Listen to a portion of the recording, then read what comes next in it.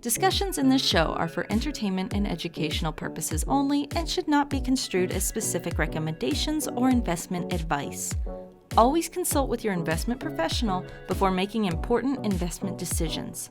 Securities offered through registered representatives of Cambridge Investment Research Incorporated, a broker-dealer, member FINRA SIPC. Advisory services through Cambridge Investment Research Advisors Incorporated, a registered investment advisor. Cambridge and SmartPro Financial are not affiliated.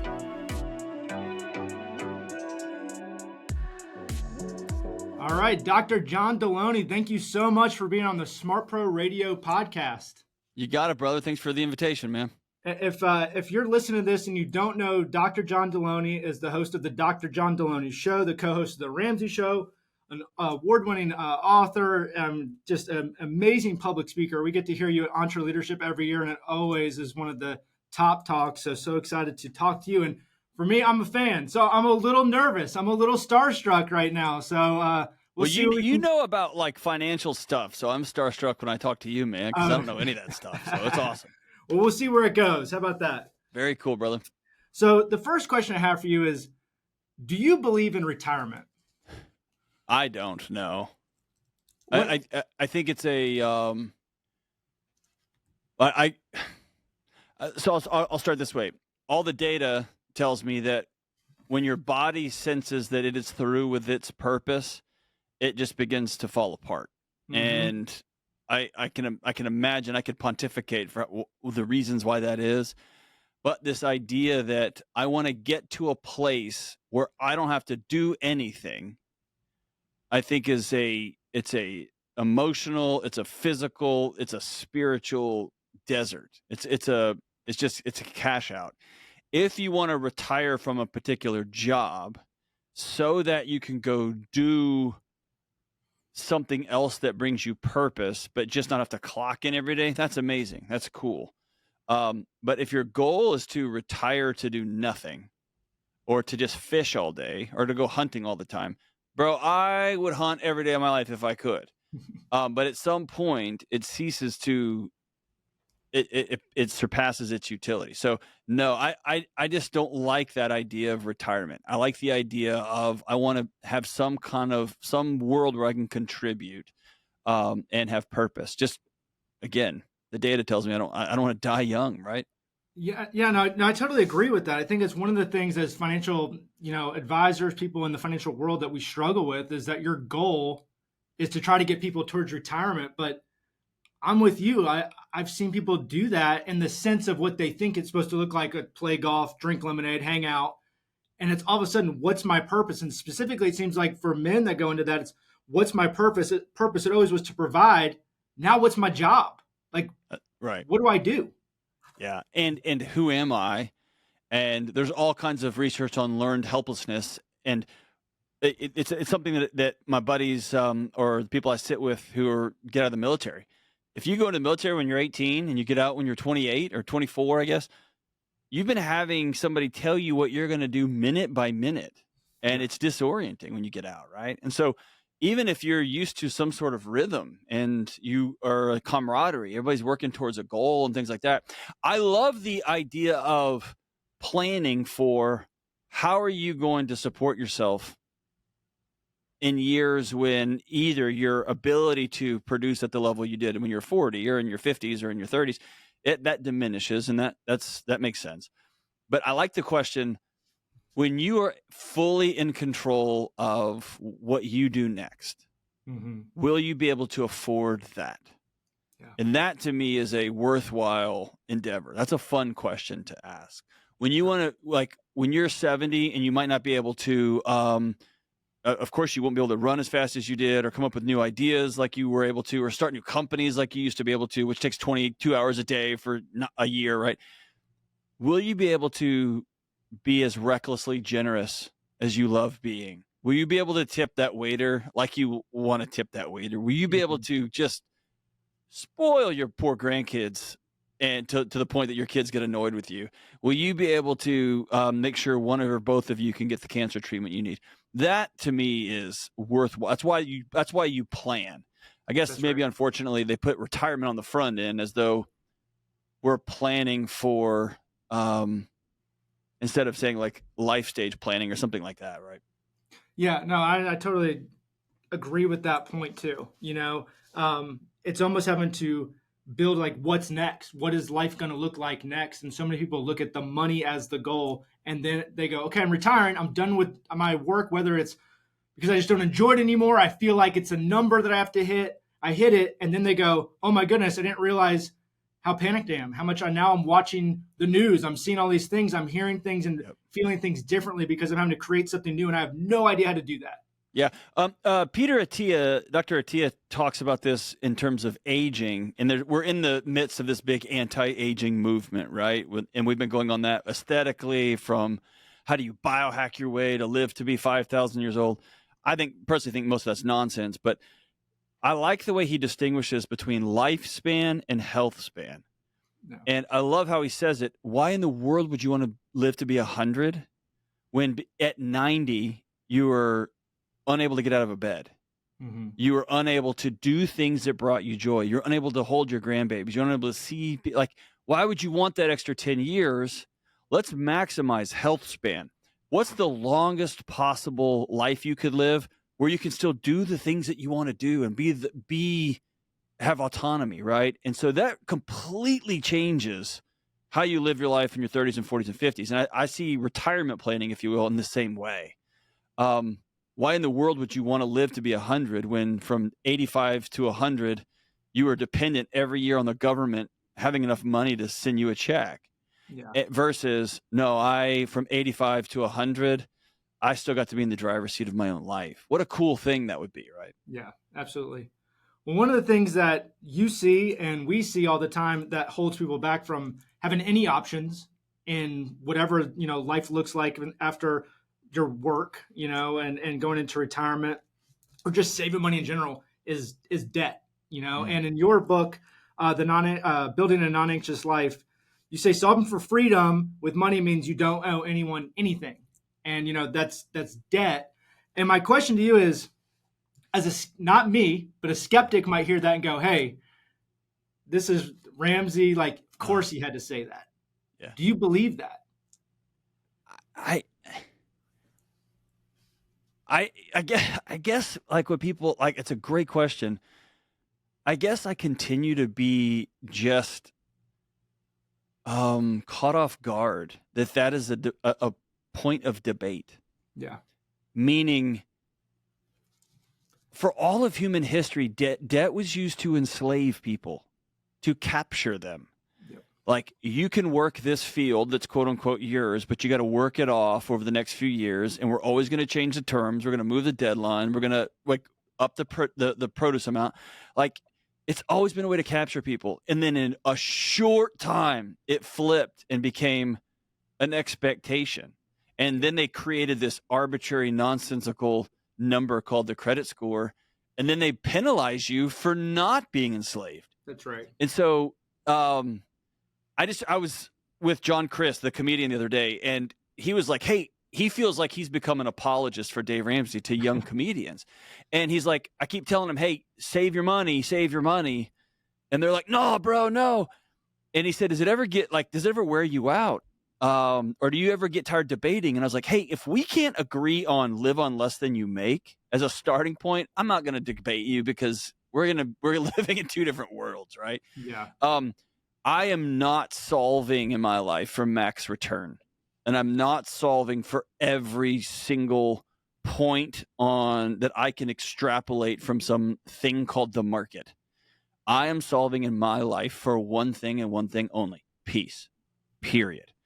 And psychologically, your body would be failing you if it let you sleep all night knowing that one wrong thing in your company's quarterly earnings, and they're going to have to lay off 10% of you, and they're going to take your house and your transportation and your ability to buy food for your family.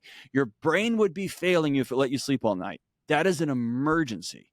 And we call that normal in our world now. Yeah. So I guess I would look at it differently. I feel like I can sit at the Ramsey table. And I'll just say, like, I've never said this publicly. Dave has only challenged me on one thing ever, and it was on my show. And I told somebody they needed to pray to the deity of their choice because they'd done something really bad. So you need to get on your hands and knees and pray to the deity of your choice, and then you need to go make it right with your wife.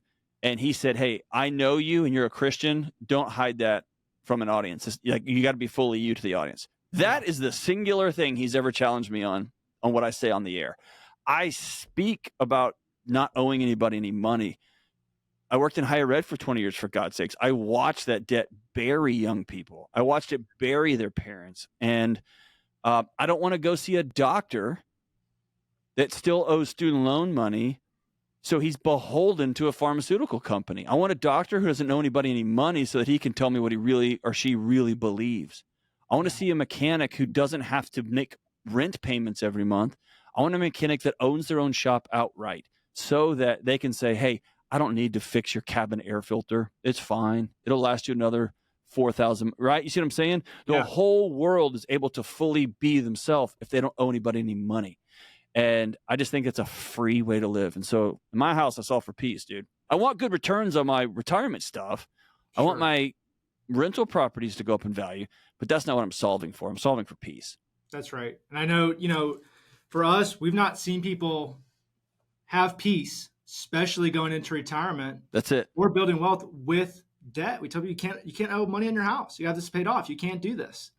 And it's difficult because the rest of the world says it's just a tool. It's fine. It's okay. And you have to be different to go, no, hold on a second. It's not.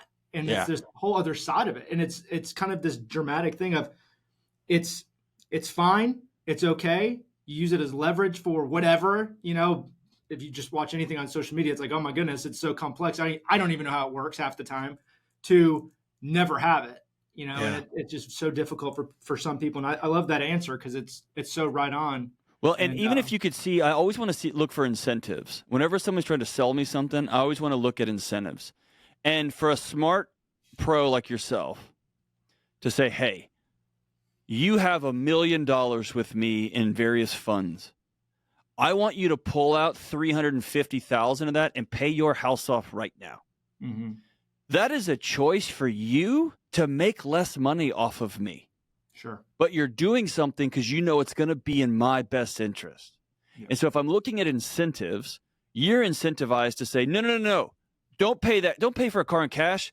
Just put it like on 7-year, so the longest note you can, because I'm going to get more of your money that I can invest and that I can make a percentage off of.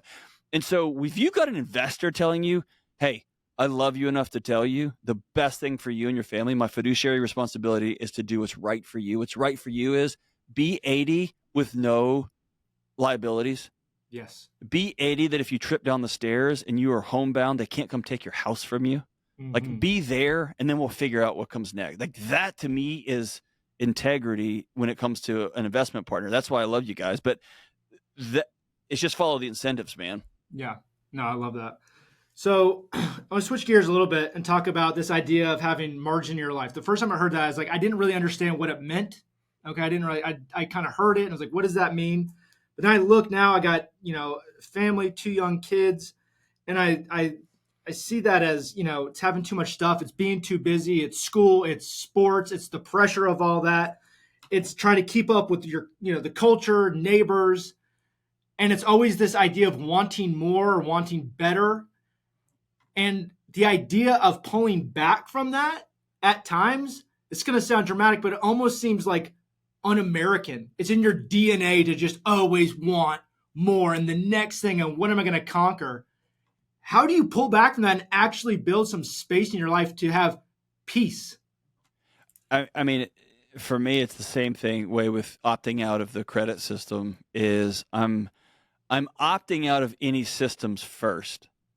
And as for me and my wife, we sit down and we do this. We do it annually. The big one is annually. We do it. It takes half a day or a whole day, and we turn it into a fun date. And now it's become a blast. The first couple of years was pretty challenging, and then we do it quarterly, and then we do it weekly, which is what do we want this season to look like and feel like? And then we backfill that with the things that we want to do in our house. We don't do it the other way around.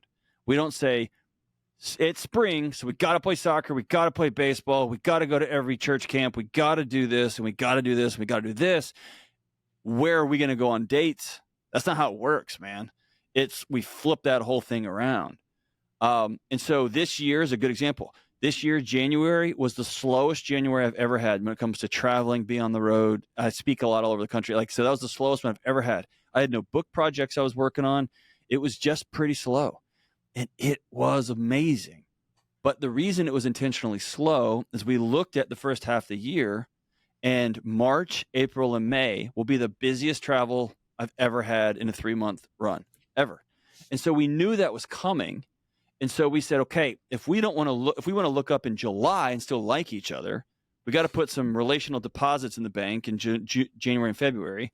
We have to be honest about March, April, and May. And then we got to build in. We're taking the family to the beach in June. We got to get out of here and go exhale and get on a fishing boat and just be silly, right? Mm-hmm.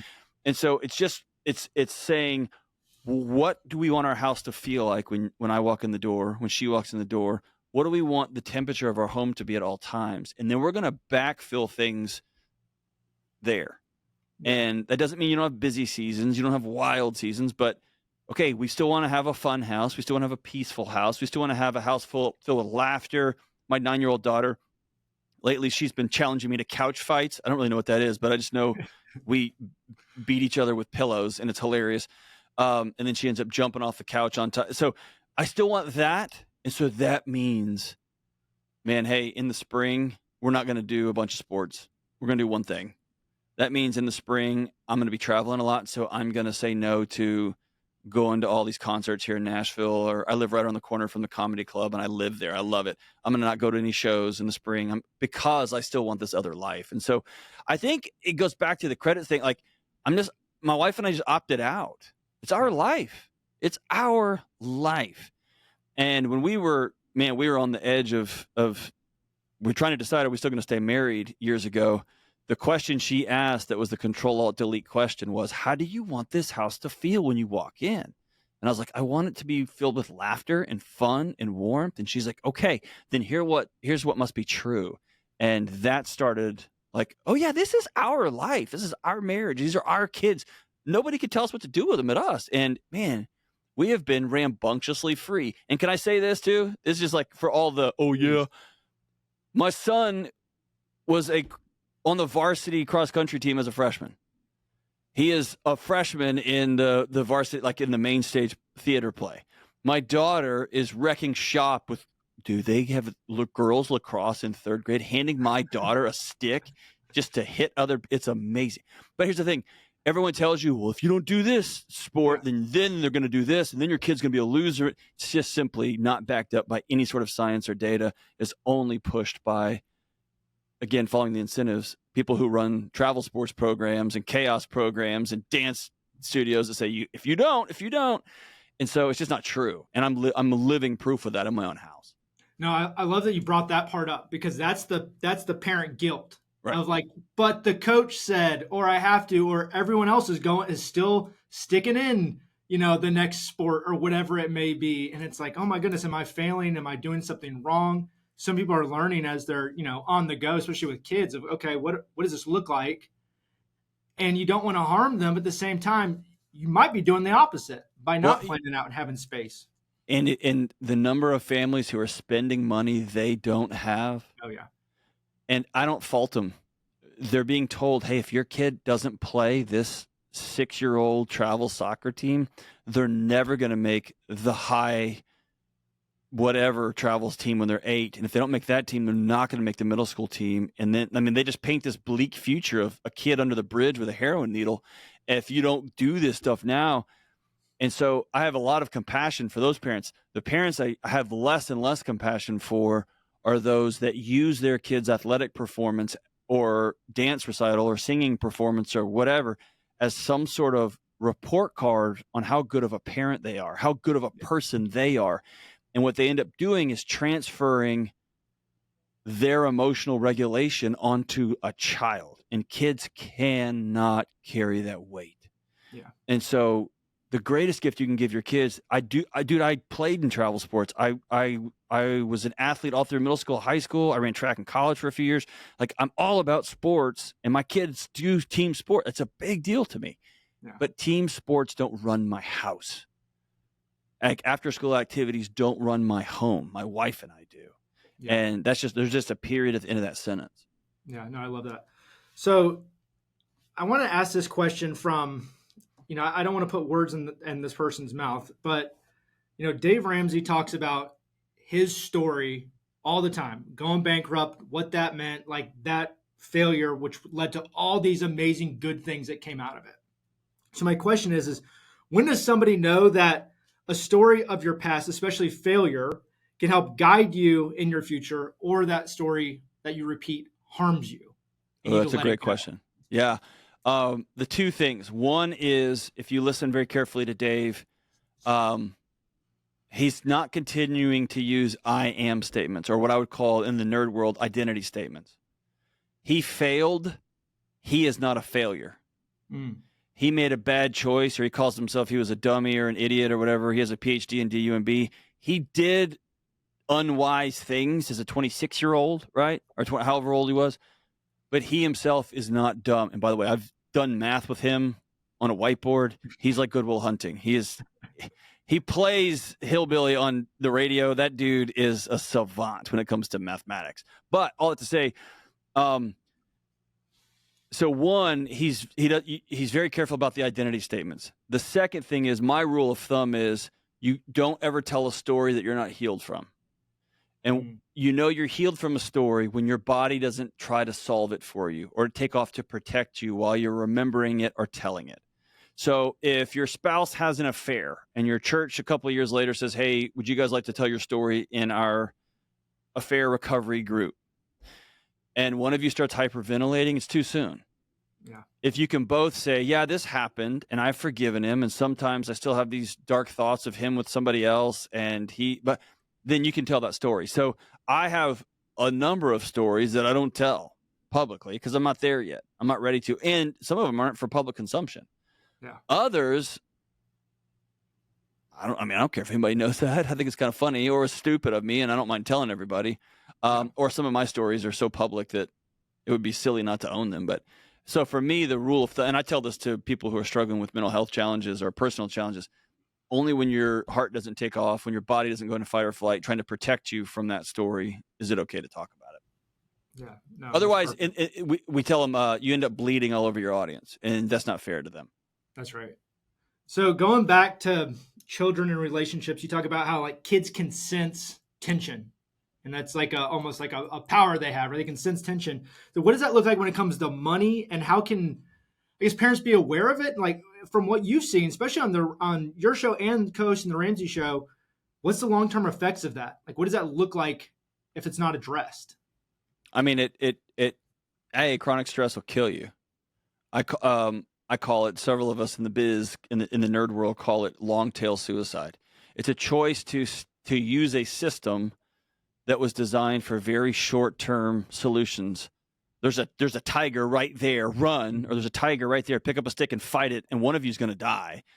There's a tiger right there, freeze, lay under this pile of leaves, and maybe he'll leave, or maybe he'll just gnaw off your leg and then leave the rest of you to live tomorrow, right? Yeah. That system was not designed to be fully operating minute by minute, hour, day, month, years, right? That's just a long tail suicide. It's a choice to, over time, live a more miserable life. And I'm assuming that you're not stuck in some trafficking or some long-term abusive situation, right? I'm just talking about the regular Tom and Jane on the street. And so your kids absorb tension. They're teeny tiny little human beings. That's the way they survive, because they don't have big muscles and they're not fast. They absorb tension and they disappear. That's what keeps a kid alive. And so if your house is always tense with money stress, if your house has all the shiny things in the world and the brand new Tahoes every year when they come out, but you have zero financial margin and you're just making payments, and then all of a sudden you get that email on Friday that says, hey, we're going to have me doing layoffs this quarter, and so please check in with your leader on next Wednesday. Your kid will wear that and wear that and wear that. And it's very, very, it's like breathing poisonous air, like or polluted air. It's just, it'll taint their entire future there. Golly. Yeah, that's heavy. I'd much rather a family live in a 1,250 square foot house and 2 kids share a room and there's some financial margin. Mom and dad are able to breathe at night because the housing market's it's insane. There's it's just madhouse. I would rather mom and dad, I'd rather people raise their kids in that environment than everybody has a room in a 4,000 square foot house that is $200,000 over what anybody can afford. And every single week, every single night is who left the water on because we have to turn that water off because we don't have enough money. Right. Or who accidentally ordered these 2 things on Amazon. We don't have that. Like, that's a stress that's just wildly unnecessary. And it's only made possible by our credit system. Yeah, no, I agree. So sticking kind of on talking about kids and whatnot, I've been trying to read as I'm raising a 6-year-old and a 4-year-old of like, okay, how do we deal with all the technology, what's out there right now? And so, read The Anxious Generation, read The Opt-Out Family. You're like, how does this work? And then I listened to your interview with Carlos Whitaker and read his book, right? And I went, oh, crap, that's for an adult. Now I have to do something, right? I don't like that. But my question I was going to ask you is just, screen time, all that, but I want to frame it in a different way. If you had to write a book on the benefits of screen time for children, what would it say?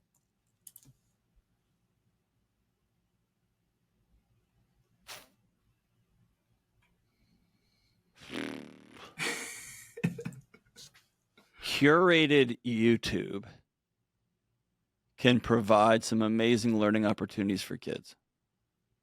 Unfettered access to YouTube is clinical insanity. It's a form of child abuse because kids can't process everything that algorithm is throwing at them. Yeah. But I was explaining something to my son the other day, and it was very cool that I got to pull up a YouTube clip real quick with him and let him see it. That was rad. Not having to spend 7 hours in Blockbuster and we can just scroll through it real quick and watch a movie that way. That's cool.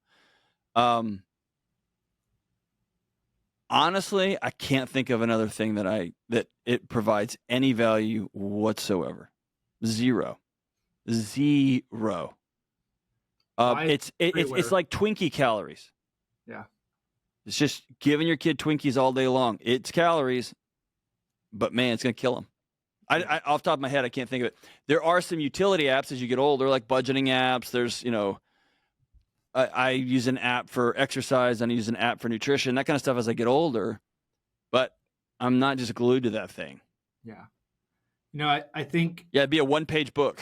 It sounds like it. And I think that's why I wanted to ask it that way of like, is there any benefits? Because you hear about the negatives and it's not so you can be a champion of screens and like, oh, here's everything you get from it. It's just, it's everywhere. Like it's everywhere. Here, Here, I'll give you one benefit. Here's page 2. Not when you're in the car. And I've got a whole other thing about that. But when you're on an airplane, just shove an iPad in front of your kid. That's awesome. It's the same as when you go on vacation. Like, can we have ice cream? And you're like, yep, we're having ice cream. Like, can we have Skittles in it? Yep. Like, then when you're on an airplane, giving a small kid an iPad is like giving them Ambien and Xanax at the same time. Their eyes just go zzz, and they're occupied. So that's another good time. But other than that, it's I don't know, man. It's just such a cancer. Yeah. It seems like it's one of those things that if you're a family and you say, okay, we want this to look different. Going back to your first statement, if there's our schedule looks different, so our house looks different. If you said part of looking different is at dinner when we go out to eat, we're not going to sit here and be on screens the whole time, or we're not going to have that in school. We're not going to, whatever it looks like, how do you do that and enforce it as a parent and actually do it when most families don't choose to, that you're around? Yeah. Most family doesn't care. It's a great question. So I'm just going to talk through some of the things. My family's not perfect by 100 miles, but I'm going to talk through some of the things we do in my house. I think the first thing is you can't go to a restaurant and have your young children, especially, but young children up through teenagers, you can't bait and switch them. What I mean is mom and dad can't sit at home glued to their screens 24/7 or watching a big screen while holding a little screen and scrolling and whatever, and then go to a restaurant and be like, we need to put our phones away. Like, that's disorienting to a kid. It will feel uncomfortable because mom and dad are now staring at us and we're not used to the gaze of an adult like that. Yeah. So if you want to have that kind of restaurant family, then put the screens down at your house. In our house, we usually, not always, but usually will announce it. Okay. So my wife said last night, she's a writer, and she's like, hey, my writing group, I got to turn some stuff in, so I'm going to have some computer time. She's a grown woman, dude. She didn't have to announce that to the house. But what she was doing was giving our kids context. You're going to see mom behind a screen, and she's working, and here's what she's doing. Or I'll tell my kids when they come in, hey, dad. I'll be like, hold on. I'm in the middle of working on this banking thing. I'm going to need about 7 minutes. Or I'm making an Instagram post for work. I thought you hated Instagram. I do with all my guts, but it's a tool I use at work. So give me 4 minutes, and I'm going to hit send on this thing. And then I've got to be uncomfortable and turn it down. I also have my kids. They're pretty funny. Whenever I pull up my phone to text somebody, my kids both at the same time just go, texting. And it's just a funny dad turned into a zombie, right? Yeah. And I give them permission to call me out on that because it encourages me to get going. And then when we go to our friend's house, this started back in 5th grade. My wife, she's been an educator for 20 plus years. I've been in education for 20 plus years. And we just saw these things destroy human beings, period. Yeah. And so neither of us have any sort of weirdness or remorse or fear about being pretty explicit about our expectations. And so when my 5th grade son would go to a friend's house, he was the only kid in his class without a smartphone. The only kid in 5th grade, which is insane to me. It is insane to me. But we called the parents and said, hey, Hank's not allowed to go to places where kids have smartphones. If he got invited to his birthday, we'd love for him to come. He loves these kids, your son or daughter or friends. Would you all take up the smartphones? And his small group, 0 pushback. In fact, it became the norm. Wow. And here's the thing. By having 2 weirdos like me and my wife, we gave all these other parents permission because they felt it too. They don't like their kids just zombied out on their phones either. And so we became kind of the well, the Delonys don't do it, and he's got a show, so no more screens no more phones for us. It gave everybody permission. So usually it takes one, in economics, they call it the stubborn minority, right? Yeah. When it comes to driving, 10% of the population would never, ever, ever buy a standard. Remember the old clutch and shifting? That's right, they would not buy it. So car makers had to make an automatic and a standard. And then finally they just said, we're just not going to make standards. Not because simply because 10% of the population would never touch it. People who drove standards would also drive automatics, but didn't work the other way. It just takes a small, stubborn minority to say, I will not do this.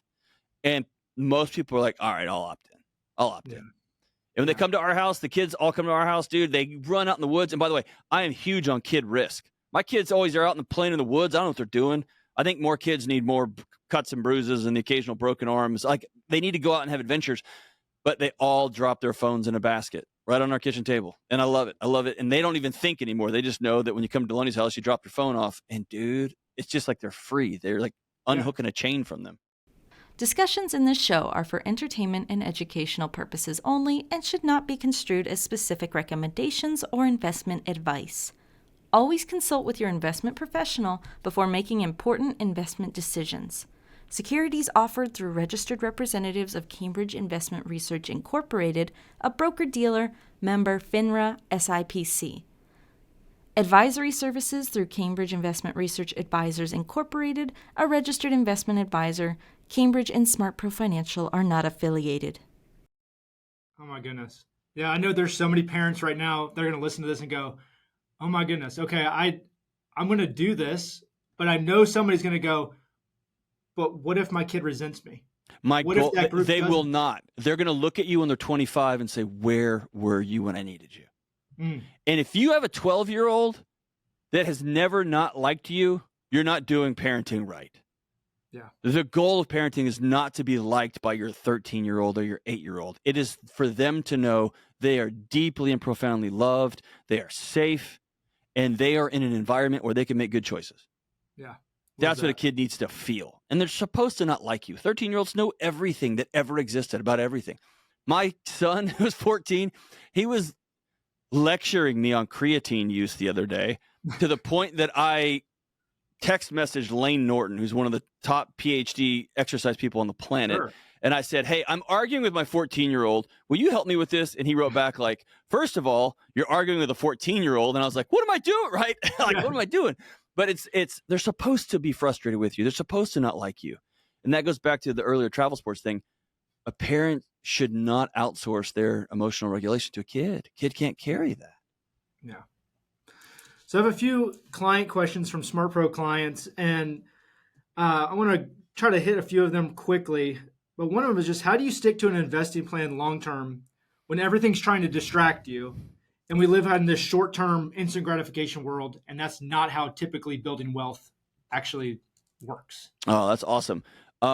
Two big things. Number one, I reject the statement that everything is trying to whatever. I can opt out. I don't have to have that stuff on Instagram. I don't have to watch any of the 4 major news channels because they're all nonsense. I can opt out of all that stuff. I remember an investing guy way back in the 80s or 90s, and he said, this is before the internet was everywhere. He said, if it's in the Wall Street Journal and I don't know about it, I've already missed it. Yeah. And now that there's AI stuff, whatever you think you're going to catch by watching one of the 4 news channels, I promise you an AI investor has already passed you. These computers are faster and better, and I promise the guy, like my SmartVestor Pro, that dude, we were college roommates. He was watching the stock market back when we were trying to watch college basketball games. Like, that's what he did. Yeah. That's what he knows. To think that I could watch a news source and be like, "Oh, I'm good, dude. Get out of here." And the second thing is, for long term, I have to have somebody walk alongside me. Yeah. I've got I've got a 30-year relationship with my SmartVestor. He'll text me, "You're about to get an email. Delete it. Do not read it." Because he's telling me that the market dropped in the whatever quarter, 10%. I'm going to freak out. Or he's going to say, hey, you're getting a quarterly letter out. Do not open it. Put it in the shredder. That he knows me as well as I know myself. And so having a coach that walks alongside me that just says, hey, I see the waters ahead. It's going to be choppy, but we're going to be all right. Or who knows what my goals are. That kind of stuff is awesome. So I just can't do it by myself. I got to have somebody walk with me. Yeah, love that. So this one's a little bit longer, but it kind of goes into planning. And I think it has to do with money, but just in general. It says, why is it that some people try to make change? They can have the best of intentions. They make a plan. They start the plan, but fail to follow through. In the long run, they return to their old habits. How do you overcome that? That's a great, great question. The first thing I want people to do is to exhale and just know their body is working for homeostasis. And what that means is the body just simply wants to do what it knows, even if what it knows is going to kill it. Mm-hmm. That's why people lose 50 pounds and they put on 60. Yeah. We can all white knuckle our way through to these quote unquote goals, but your body wants it wants what it knows. And so, if you are trying to make systemic major change, the old saying goes, it's true. The price of that change, the pain of that change has to be less than the pain of staying the same. Yeah. And so, and here's the way I would normally teach this is, if you're in a situation that you want to change, you probably want to change it because you're miserable or you're not doing well. Mm-hmm. Changing anything, small or large, is miserable. And so the choice is not, I'm going to do a miserable thing or I'm just going to stay where everything's awesome. It is, you're choosing between 2 highways of misery. Get on the misery highway that's going to get you to where you want to be, not the one that's just looping you around and around and around. Being 100 pounds overweight is very hard. I've sat with those folks. It's very difficult. The pain, all the stuff that goes with it is hard. And losing 100 pounds is a freaking nightmare. It's hard. Both of those paths are hard, right? So any sort of just knowing going in, oh, my body's just trying to protect me. It's trying to keep me safe. It's trying to do what it knows. Oh, okay. That's why this morning on day 6 of trying to eat right, I didn't even think about it. I went and had a bowl of Lucky Charms, and I was grabbing a donut on the way. Oh, okay. My body's just trying to do what it knows, and it knows that sugar makes me a little less, there's a little less pain in my life for a little while. Yeah. That's not what we're doing, so I'm going to have some grace, and I'm going to throw the rest of this donut out, as painful as that's going to be, and then we're going to get back on the wagon, right? So it's just being graceful with yourself, and then, man, choosing to do the hard thing in front of you is going to get you to where you want to go. That's right. So another client question, it's probably one that you get constantly, but we see it when we go and sit down with families where you have one spouse that's super engaged, another one that's couldn't even care less that you're there. Doesn't even care that that the appointment's happening, that any of this stress is there for the other person. Literally sat in people's houses where we put furniture on Craigslist so they could make a payment while the husband sat and watched TV. Yeah. Like that dramatic. And so my question for you is, how do you operate when your spouse isn't on board with any of this financial stuff? Like, how do you communicate it? How do you engage them? Well, if you're, we'll just reverse engineer that question from levels of severity. So that situation that you're talking about, they're divorced. They just live together. Yeah. That guy left that marriage a long, long time ago.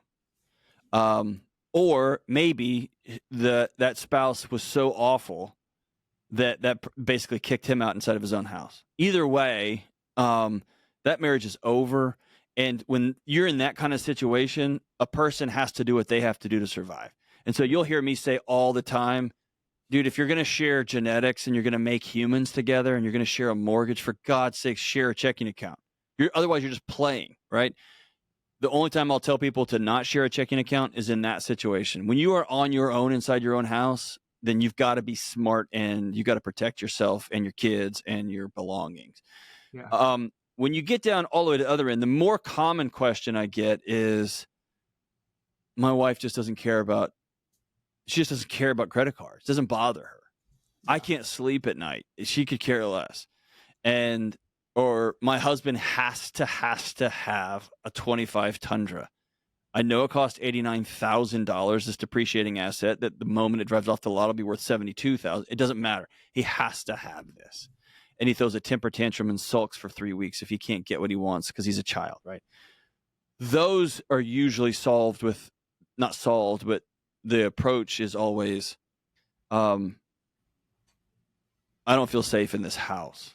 Or here's a path, here's how I would feel loved. Or this means a lot to me. I don't feel safe in my own skin. I don't feel safe in this marriage. I don't feel safe in this house. We owe $150,000. Or we have zero money for retirement. No dollars in a retirement account. We have 3 jet skis and 2 side-by-sides. I don't feel safe in the life that I am living. Outside of marriages that are already on the rocks, very few times do people just blow that off. Now, they may not go full Dave Ramsey and like, we're paying off everything. But that usually rings a bell with, I don't want to, I bought these side-by-sides because I thought it'd be fun for us. I always, since I was a little kid, wanted jet skis and I thought they were awesome. It never occurred to me that my wife was scared to open her eyes in her own bed because she didn't know what bill was coming next. Mm-hmm. And so having that, most people attack their partner with a plan. I want people to sit down and be honest about what's going on in their own skin. And that's a harder, more vulnerable conversation. But that usually brings people together a little bit quicker. Yeah, no, I love that. So I have a couple questions for you that is just on my mind. And awesome. One of them is, why does it always seem to be smarter to be a pessimist than an optimist? It's the air we breathe. It's our age. It's the wisdom of our age is sarcasm and pessimism, and it's all coming down. Yeah. That just makes people sound smart. And that taps into an ancient technology, right? An ancient wiring that we're wired to be pessimists. And what I mean by that is, if our, 5,000 years ago, people were walking through the forest and a twig snaps, you're better off assuming that that's a saber-toothed tiger that's about to kill you and running and jumping. Because if you run and jump and it's just a turtle, you're fine. You didn't die. But if you're just like an optimist and you're like, oh, that's probably it, you're going to get killed, right? So back in the day, we had a vested interest in pessimism. It's wired into us. Now in our meme generation, it started with sarcasm and it started with dry humor, and it's just devolved. And I love sarcasm, bro. I love sarcasm. I love dry humor. It's my favorite. But it's devolved into who can paint the most catastrophic picture and back it up with hand-selected data points or no data points. Mm-hmm. And sometimes common sense doesn't make sense on its face. Like when I tell somebody, hey, I don't care what the interest rate is on any of your debts. Pay the smallest one off first. Because I'm not playing a math game with you. You didn't get into this with a math problem. You got into this with a psychology problem. So we're going to get out with a psychology problem. I want you to have a whole bunch of little wins. By the way, if you get put in a hospital for major depressive disorder because you're thinking about self-harm, they're going to put you to sleep. They're going to get you some food. And then y'all going to start working on little wins. That's the way people heal. Teeny, tiny little steps over and over again. So they begin to feel the weight of their own success on their feet. Right. So I'm just going to play a different game there. So it's just the air we breathe, and it just presents as wisdom, man. And you have to make a choice, kind of like opting out of the credit system. I have to opt out of the pessimism circle. Yeah. This is the greatest time to be alive in all of human history, period. Yeah. Period. Ever. You can pick up your phone and hit a button, and they'll just bring food. Some guy in skinny jeans and a mustache will drive up like a single speed bike right into your office and hand you food. Right. Are you kidding me? Yeah. Like you have water probably in 4 rooms right behind you. Yeah. That has plagued humanity for all of human history.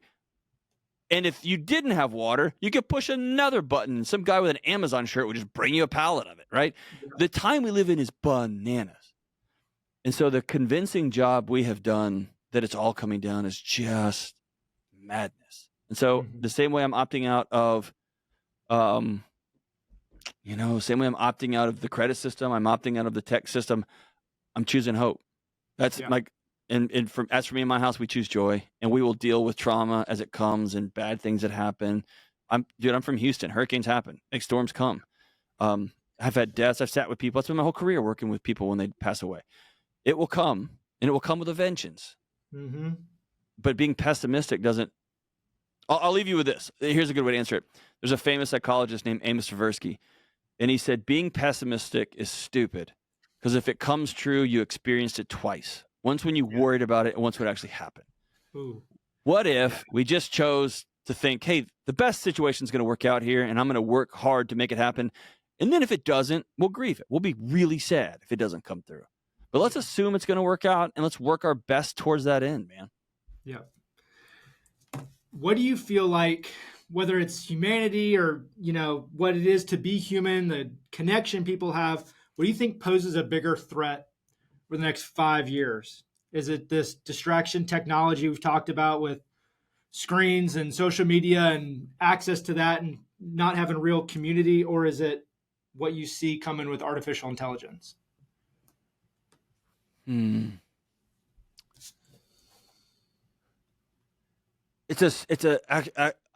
thinking about this. I've been wrestling with this for a couple of months, and this is the first time I'm talking publicly about this. So it might be a little bit jumbly. I think that screens are a symptom of the fact that we've created the loneliest generation in human history ever. And screens are a byproduct of that. We all walk around as though we are a burden. It's wild, right? Yeah. And I'm not going to ask my friends to move. I'm just going to Uber, right? That's the way we live our life. I'm not going to ask the neighbor to borrow some sugar. I'm just going to Instacart it. We don't want to bother anybody, which turns into we are a bother, which turns into the world would be better if we just were as small as we possibly could be. And so I think technology just simply follows us slowly through architecture, through cultural practices, through the dissolution of church and extracurricular stuff. And then you add TV in every home, and then you take away the front porch. All this stuff has happened all right in a row where everybody's so lonely. And so you pick up your phone. It's kind of like everybody's hungry, and then we just have a bunch of Twinkies. I'll eat the calories that are there, right? And so that's what technology is. It fills a gap. The thing I can't wrap my head around with AI is this. It is phenomenal. I've gotten some access to some of these tools. Dude, it is incredible. It's incredible. Yeah. What I can't understand is at the same time, we're watching the absolute destruction of a generation of children through the failure of the educational technology promise. I watched my son. I asked to look at his grades last night. So he had to click through like 4 different platforms. And I was just thinking, gosh, I know I'm old, dude, but if you had a textbook and a folder, none of this stuff was necessary. 0 of this stuff was necessary. And to think of the billions of dollars. So it's been a total failure. You're watching Jonathan Haidt, that success. I've got a 9-year-old and a 14-year-old. So I've got the kid who's on right in the middle of everyone should have phones and Snapchat and all this stuff. And then I've got my 9-year-old, and she's on the front end of all these parents opting out. Yeah. Like, we're out of this mess. And so at one point we have this, everyone's like, hey, this almost killed our kids, a whole wave of our children. We're reclaiming humanity. And at the other end, we're creating this thing that's supposed to replace humanity with breathtaking speed. And so I can't fully understand it. And I haven't been able to wrap my head around it. If it becomes an amazing tool that lets me filter my lived experience with hurting people and my lived experience with my own story through a bunch of data, and it lets me get a book out every year instead of every 3 years, that'd be amazing. Yeah. If all of a sudden it's just piping out information to everybody, and then suddenly it replaces my job. And by the way, some of these AI models are giving better therapeutic answers to clients than actual clinicians. Wow. And I think that's both, well, duh. And also, in my opinion, it misses the point of therapy. And the point of therapy is rarely the answer. It's the relationship, right? It is being in a closed room with another person saying, oh yeah, me too. And so it might get there, right? In fact, no, it will get there. What I don't understand is what the end game is. And that's the part I can't wrap my head around. I can't wrap my head around who's going to buy your product if nobody has jobs. Yeah. And who is going, like, for McDonald's to replace everybody with AI and an app. The people who frequent McDonald's are people who are often, not always, but struggling to, like, that's what we can get today, right? Yeah. And if you take away their jobs I just don't understand the economic model. What are we trying to get here? So anyway, I don't know how it plays out. It doesn't make sense to me. I can't find the end game other than it's really cool and it can do some astounding things. So after that, man, I don't know. The biggest threat, I think, bar none, is an entire globe of isolated people who look to these digital technologies as their new tribe. And we know those digital technologies partner with neuropsychologists and neuroscientists and creative directors who are far better than we are at ginning up conflict, at capturing attention, at capturing the human spirit. And then you add that to that AI and its unlimited weapon making kit. Like, that's what I'm more concerned about. It's almost not an either or, it's a domino effect. AI in the hands of a bunch of connected people with great, deep personal relationships in an in-person human tribe could set the world free. It could be extraordinary. That in the hand of an angry, lonely group of people could be pretty rough. I did this exercise with one of our guys in our office here. We were talking about AI and kind of walking through it, because you walk through it and say things out loud, it gets to be a little bit almost scarier than what you may be just thinking in general. And we did this kind of, well, what are we going to do? What are we getting kids to do? Oh, well, I guess you have to be carpenters. And we kind of joked, well, then AI will go into a room and measure everything, and they're just going to be professional cutters of wood and gluers. And then he went, 3D printer. And we both went, oh my gosh, you can't even be a carpenter. Like, what are they going to do? Well, is you see the Tesla robots. What is it? Yeah, Tesla robots are going to take away manual labor. They'll just show up and mow your yard, right? And so, I mean, I guess in that sort of utopia, I go back to this. In Vietnam, they came up with this awesome thing called Agent Orange. And the U.S. soldiers could not compete in the jungles of these folks this was their home. This is where they lived. And so overnight, they would drop this Agent Orange, and it would take out the jungle, I don't know, overnight, right? Or probably not overnight, but very quickly. And it killed everybody that came into contact with it. So, and it poisoned all the water. So eventually they're like, hey, we have this tech, or atomic energy is the cleanest the energy. There should be small atomic reactors for power, nuclear power, in every city in the country. And you can make a bomb that kills everybody. And so similarly, if we create a technology that makes all humans useless, that won't be good for humanity. And there'll have to be some sort of breaks. If we have some sort of technology, I was just reading a minute ago before we before we got together, that they're able to put all existing pharmaceuticals into medical interventions into AI, and it is scrolling back through and creating cocktails of old medication plus immunotherapy plus chemo and healing weird cancers. Like, that's amazing. But at least for the foreseeable future, having a doctor that sits by you and holds your hand and says, I hear you, and I know you're scared to death, and I see your kids right here. I will be in this seat with you. And we're going to, so if you're a smart investor, you're not going to be able to give information better than these models. Yeah. You will be able to call a guy named John Delony and say, hey, I know you're terrified right now. I know you're scared to death about the market. Let's chit chat. What's going on?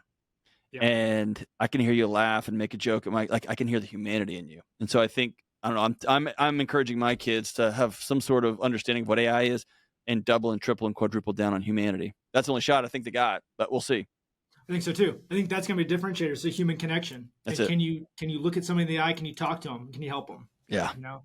So as we wrap up, the last question I have here is just, what's one action step? If somebody listens to this today, they can go, I can implement this so I can start my journey to financial peace. To financial peace. Wow. Man, you have asked, like, in perfect succession almost all of my soapbox issues. This is like, it's been fantastic, man. I feel like I'm in a better mood after this thing. Sorry for vomiting all over your show. Here's one thing I want everybody to do. Just pull out a yellow pad and a piece of paper and go pull your credit report and write down how much you owe and to who.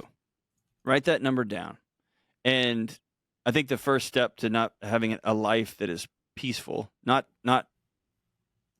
conflict free, but is a life that's not anxious, right? Is you have to choose reality. What's real in your life?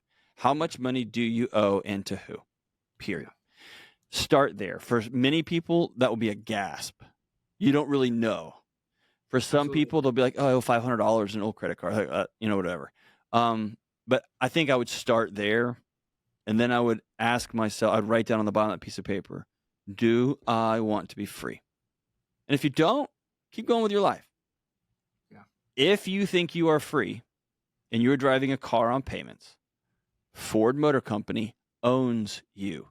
They tell you whether you're going to work tomorrow, not you, because you already took their car. You owe them. Your mortgage company, whoever, they own you. So write that stuff down. If you want to be free, then let's start knocking these things out. If you don't, I'll still love you. I'll still be friends with you.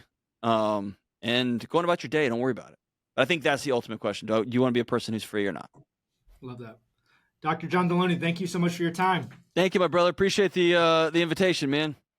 Hey, thank you so much for joining us on this episode of SmartPro Radio. I really hope you enjoyed it. And if you did, make sure you go to our website at smartprofinancial.com. And under the education tab, you'll be able to find more episodes just like this one.